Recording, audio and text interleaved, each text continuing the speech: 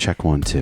Well, hello there, boyfriend. How are you this fine day? I'm really good. Is it working? Yes. Excellent. Let's not touch shit.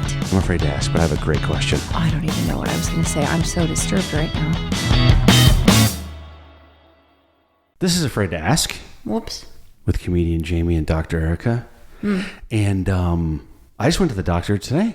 You did? Yeah. Mm-hmm. Yeah, I was there. I don't know what you would call what I had done. I had some Radioablative vein therapy.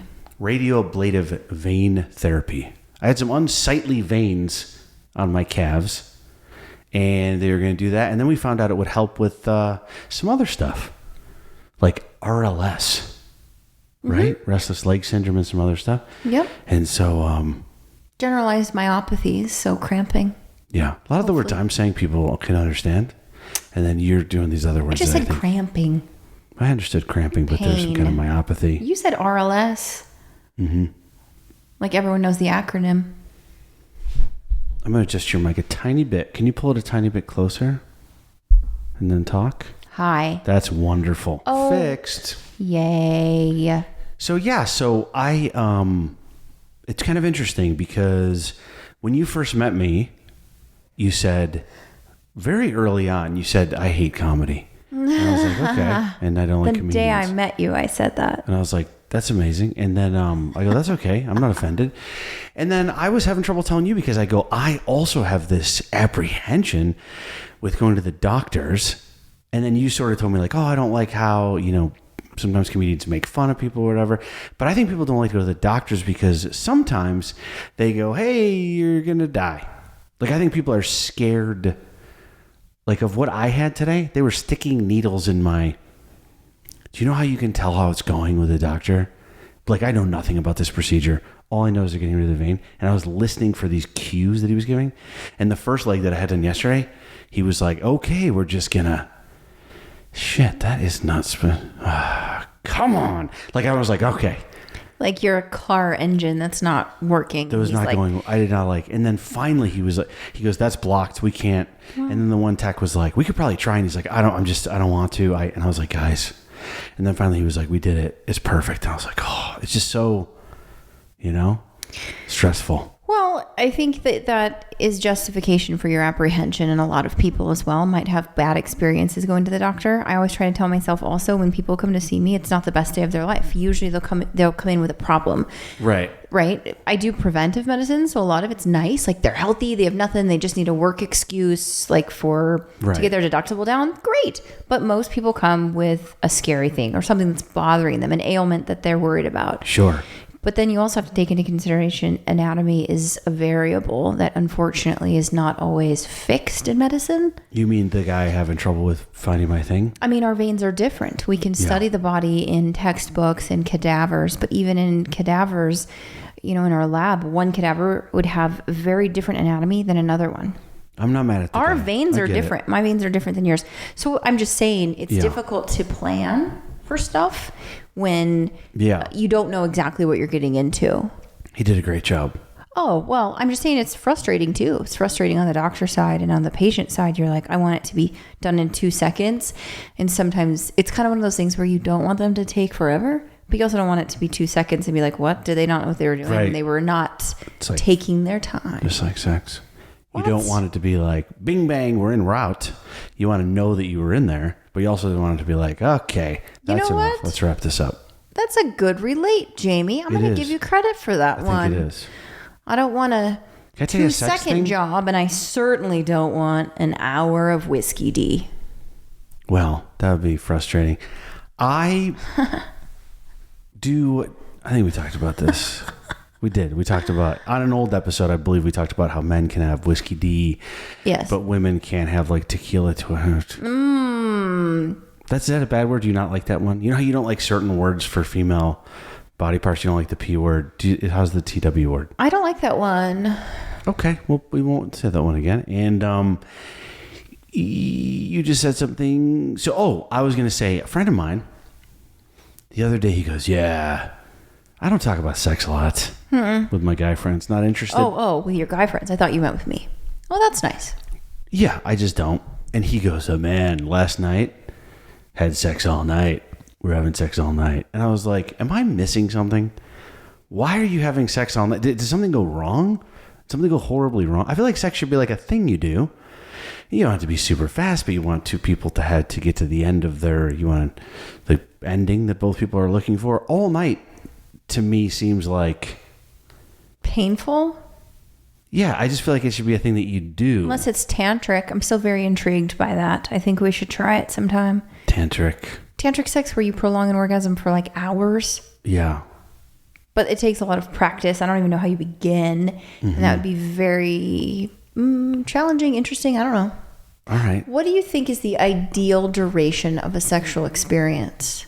I wish I had my phone. I would say 3 minutes if I'm alone. No. I would say with you, I would say 20 to 30 minutes. Do you have your phone? I'm using it to record right now. I don't have mine. I'm curious what an average person would say. Let's put a pin in that for next time. I love that topic. Don't you think so? Absolutely. It's definitely opinion related. It's got to be people's opinion. Yeah. That's interesting. Kind of excited right now.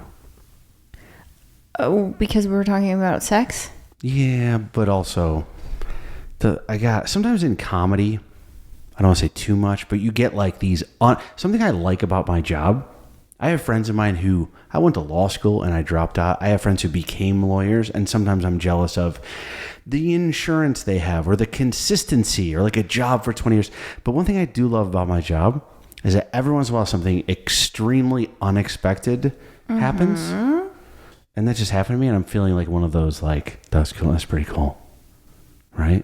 I told you before, I don't think I could handle like the ups and downs of your job because you have like extreme, like, I'm not working for 6 weeks. Like I took off the summer and I'd be like, oh, I got to pay the bills. And then you get crazy, awesome opportunities that most people don't. And it's just like. Do you know, before I met you, some years, downs and downs.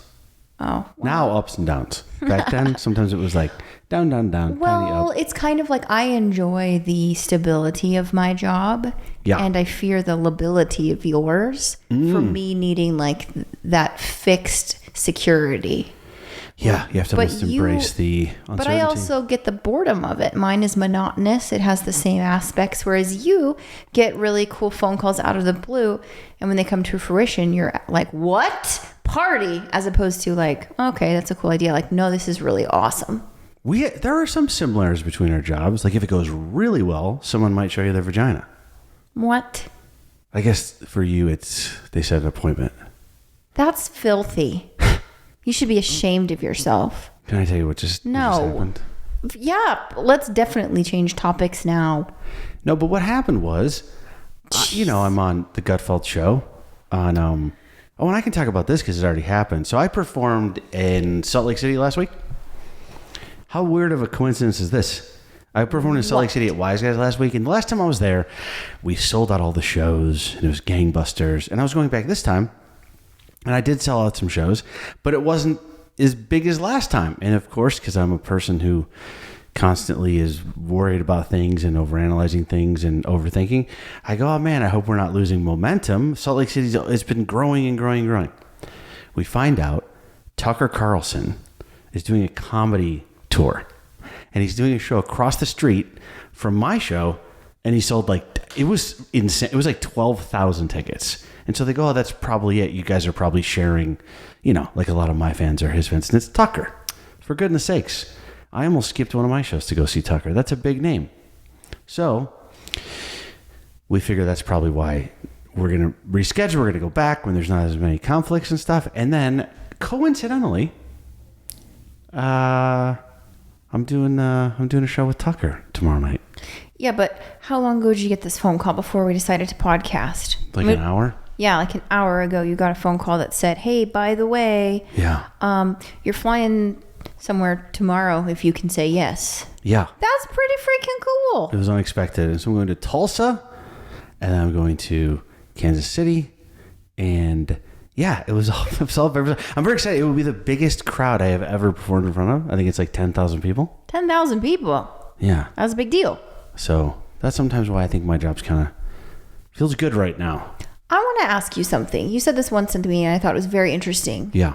You told me that when the crowd is small It's very hard for you to perform when you get nervous. And when there's like thousands of people, because you did it with Greg Gutfeld for like, how many people were at that one? Yeah, Greg was probably my second. It was like 6,000, 7,000. But you okay, so that's a lot of people. And you said that you were not nervous at all. In fact, it was way easier. Is it because so many people laugh? So if you have like a crowd of 5 people, if there's an awkward silence versus if there's like 5,000, it's guaranteed to have like people who understand your humor. Why is it easier? I feel like the average person would be like, 5,000 people? I can't even give a speech in front of my work staff like in the lunchroom.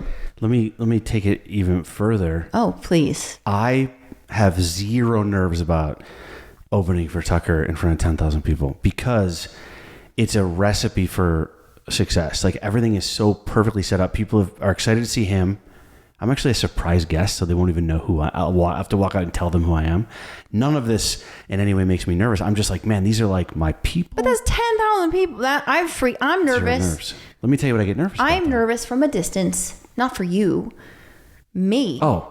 That's scary. Like to be on a stage and have 10,000 people staring at you. Yeah.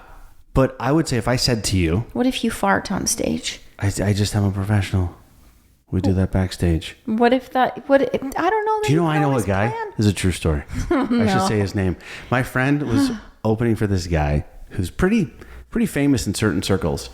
And he tried to fart before going on stage because you never fart on stage. You would do it. And a little piece of shit went in his underwear and he had to do a 1-hour show with a little ball of shit in there. Because what are you going to do? Well, at least it wasn't liquid. It's not liquid. It was a nice, precise. I heard Hershey it was kiss. like a marble, more like a marble. You really got the deets. That's a true story. Why did he give you such detailed information? I'm going to tell you who it is. This? His name's Rodney Carrington. He's a big contract. That's who it was. If anybody's wondering, I don't know what he's doing now, but yeah, he had a TV show for a while on CBS.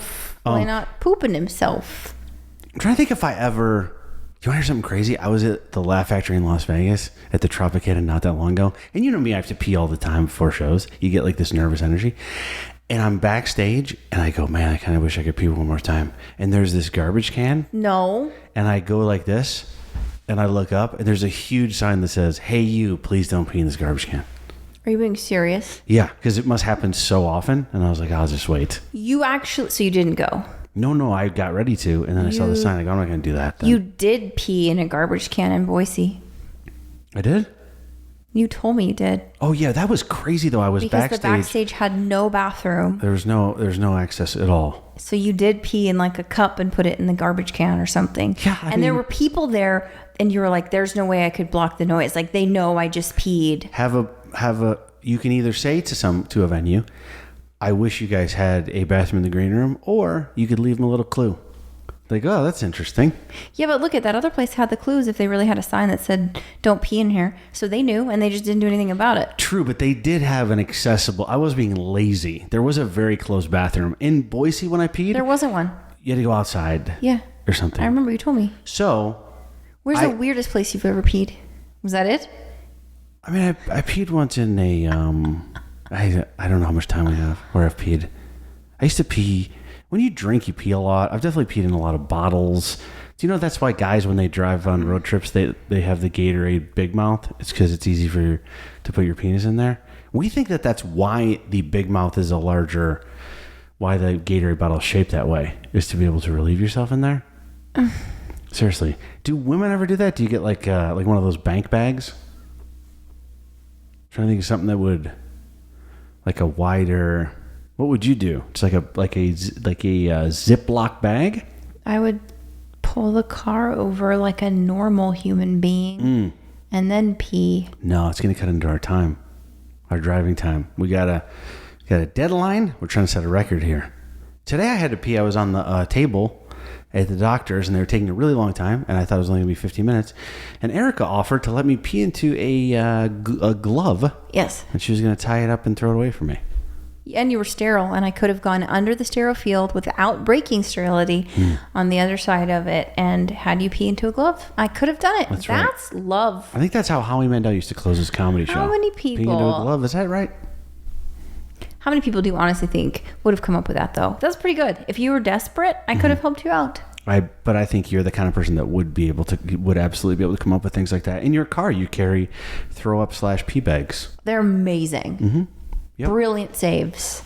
But really quick, small crowds, I might have said to you, I get more nervous in front of small crowds. Yeah. I'm more nervous about the variables. So like if there's only so many people, am I going to have a set where I'm not getting big? So I'm not like, oh, I'm nervous, I can't go out there. I'm more like, I'm nervous for how this show is going to go. 10,000 people, something would have to go completely wrong for it not to be fun. It would have to be I would not be a professional if I was worried about a 10,000 person show, because they're going to be Tucker fans, Fox fans.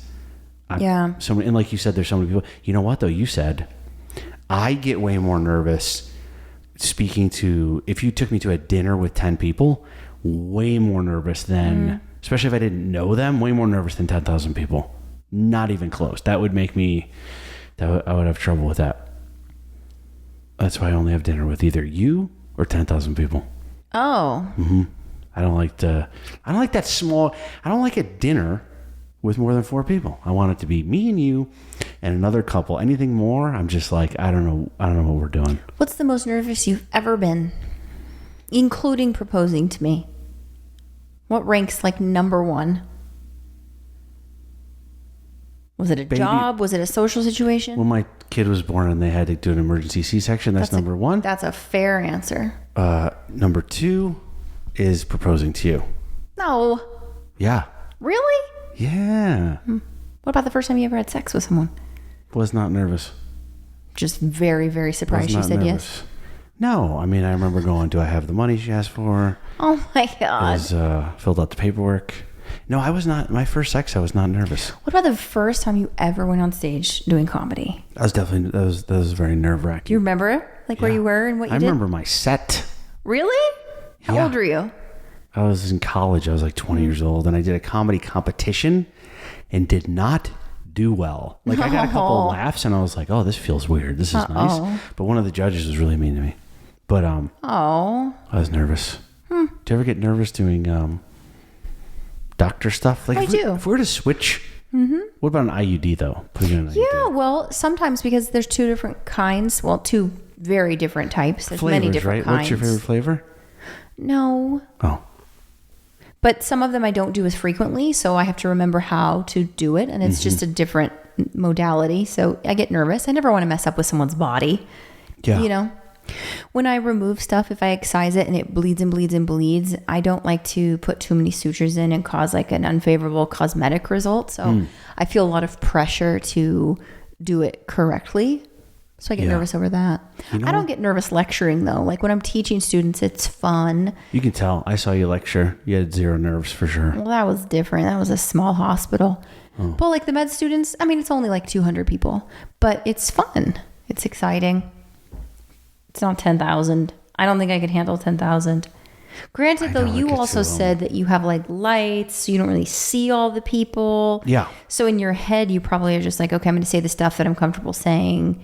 So it's not like you're staring at 10,000 people, right? No, it's a little bit of a learning curve. Like my first couple of theaters, I remember you have to give the sound a chance to get to the people. You have to talk like a little bit slower. If you talk like you do on stage at a comedy club, it kind of gets a little echoey. You have to really take your time and let them laugh. I'm very excited. Maybe I'll be nervous once I get out there or something, but I wasn't when I did Greg's birthday party, Greg Gutfeld's birthday party, which was like 6,000. I'm excited. I'm going private jet. There's a private jet involved. Have you ever been on one? No. I think I've only been on a private jet like a couple times, but this one I get to go on the jet with all those guys. More nervous for that. All of those guys, yeah, you are nervous. More nervous for that. No, it's exciting. No, I've never been on a private jet. Gotta be, don't you have to, I had to move something. I had to cancel something to do the Tucker Carlson shows, and I had to make all of the calls right away. I had to decide everything right away, and I hate canceling stuff. But I think the uncomfortable feeling that I've had since all this went down, I feel like that's part of what we have to lean into. I'm excited for you. Stuff. I think it's fun. I think it's neat to have opportunities that you don't expect to happen last second to be able to jump and say yes. That's a fun thing to do. Like, oh yeah, I'm going to do that. Okay, cool. Like that's fun. Yeah, I like that and the unexpected nature stand-up comedy. It's always been like that too. Like sometimes it'll be like, hey, you don't have enough money to pay your bills. And you're like, wow, that was unexpected. But this is one of those nice surprises. Well, I think it's interesting when you do crowd work because I feel like that I'd have to only do on my game or my days that I'm on my game because I'd be nervous.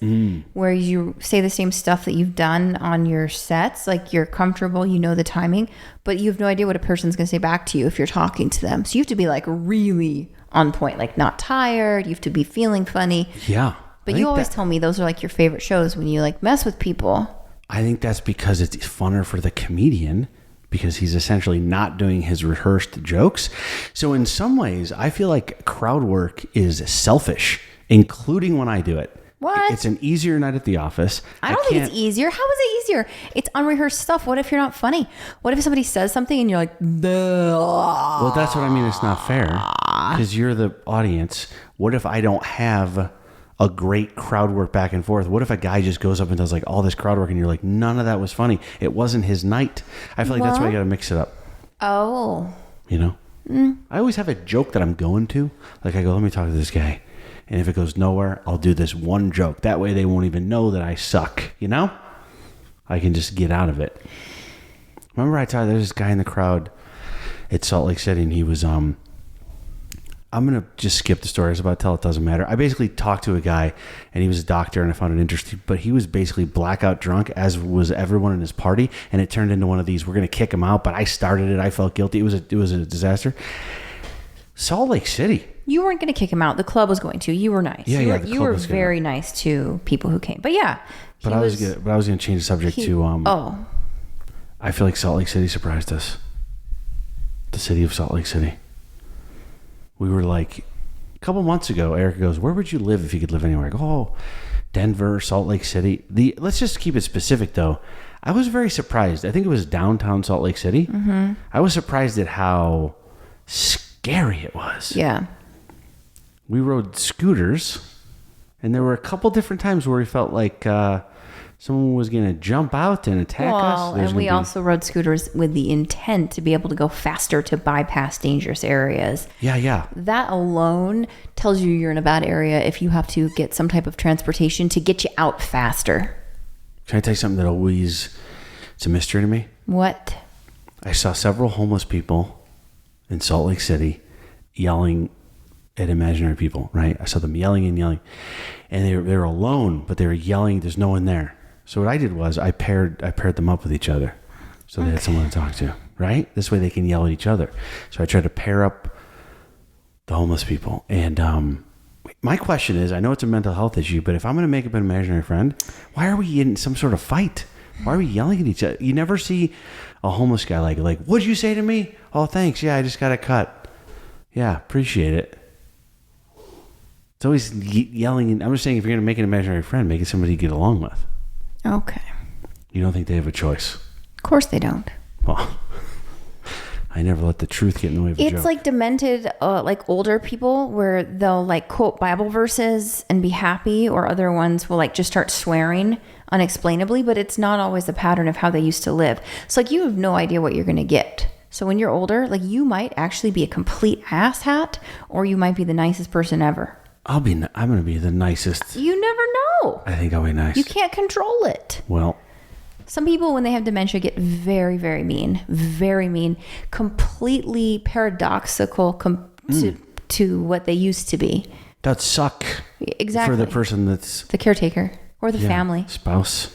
So for homelessness, yeah, I think it's a mental health crisis, but I don't know. Salt Lake surprised me in the sense that I still claim, so Pacific Northwest to me is like a huge area, and I still lump in like Denver and Salt Lake to that vibe.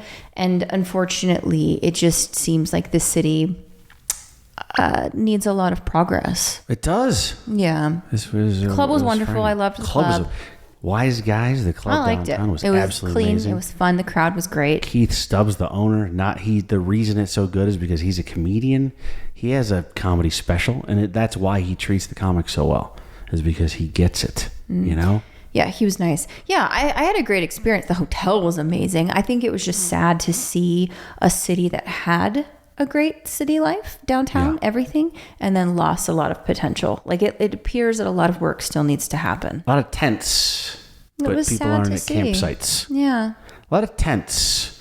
Do you think you go to, like when you're a homeless person goes to like REI and they go, hey, what are you looking for? They go, oh, a tent. And they go, about how many nights are you going to be, for what type of, how many nights? And they go, oh, the rest of them. I like, you get one of those. I have a hard time making jokes about homeless people, so I'm going to just let you sit in awkward silence. I'm just wondering how what type of tent they get. Okay. Well, listen, this is Afraid to Ask. I'm going to fly to Tulsa. Yeah. I'll let you know how it goes. And next up, maybe we'll talk about how long people should have sex for. Ooh, I got to get my phone. Guess. Give me a number and then we'll close. I would guess 20 15. minutes. 20 minutes ideal. All right. Coming up on the next episode of Afraid to Ask. Well, a lot of people will do a pull-out method, but with premature ejaculation, you don't pull out in time because you're not anticipating it. Oh, so these are two different kinds of premature, though. I think, like, in the pants, obviously, no one's getting pregnant. No. You're saying, like, it's a little bit sooner than the guy. Like, say you have sex and you pull out beforehand, but you unexpectedly orgasm much sooner than you anticipate. I always pull out my wallet beforehand. Yeah. No, you're right, because if something gets out there, that's true. You got to be careful.